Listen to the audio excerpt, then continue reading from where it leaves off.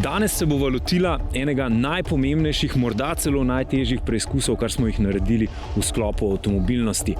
Gre za varnostni, okoljski in tudi vidik udobja, tako voznika kot sovoznika in širše. V center današnjega resnično zelo zahtevnega testa, zagotovo najtežjega v zgodovini avtomobilnosti, smo zopet postavili električen avto. Ampak tokrat na popolnoma drugačen način, kot smo električne avtomobile obravnavali v letošnji oddaji, ko smo jih pogosto srečevali. Ne bomo se spraševali o velikosti baterije, kako hitro se napolni na kakšni polnilni postaji, kakšen ima domet ali kakšna je njegova celotna slika ogljičnega odtisa.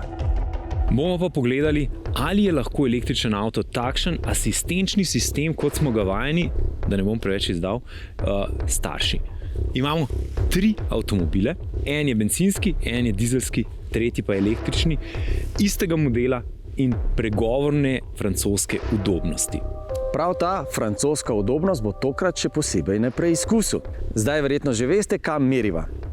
Nekatere študije, še posebej so jih delali v Ameriki in Združenem kraljestvu, kažejo, da starši majhnih otrok, dojenčkov, prevozijo nekaj tisoč kilometrov samo zato, da bi bolj intenzivno in hitreje uspavali svoje otroke. Zibanje dojenčkov, ko so v varnem objemu otroškega sedeža v avtomobilu skupaj z motornimi vibracijami in frekvencami, je tisto, kar dojenčke spomni na čas, ko so bili v trebuhu in hodili z mamo okrog. No, zdaj mislim, da imamo vse za naš eksperiment, le še testna voznica nam manjka.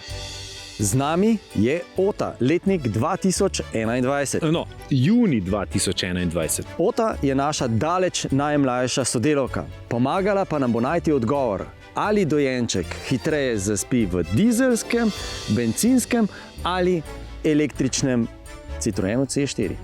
Pa gremo na pot.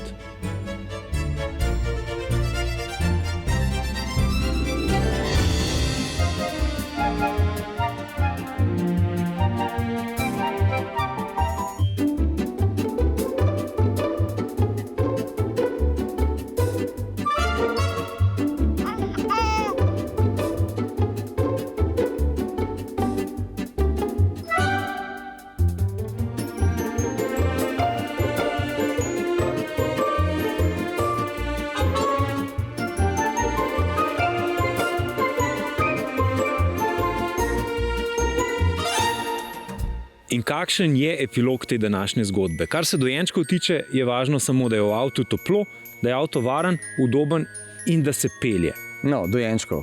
V bistvu smo imeli enega testnega dojenčka. Res je, potrebovala bi večji vzorec. Ampak, če še tukaj potegnemo tehnično črto, Ota je imela težko delo. Tako dizel kot bencin sta že tako zadušila vibracije, da je res imela težko nalogo. Kar se tiče Ote, je samo, da se premika, pa da je udoben. Kar se pa okoljskega vidika tiče, pa Ota tudi ni ponudila prav natančnega odgovora. Dejstvo pa je, da če na leto prevozimo nekaj tisoč kilometrov za to, da otroka uspavamo, mogoče lahko izberemo tudi kakšno bolj trajnostno prevozno sredstvo za otroke, recimo voziček. No, in še na to ne smemo pozabiti, da ko otrok v avtomobilu zaspi, ga je treba v enem trenutku prenesti v posteljo. In možnost, da se v tistem trenutku zbudi, starši veste, možnosti je veliko.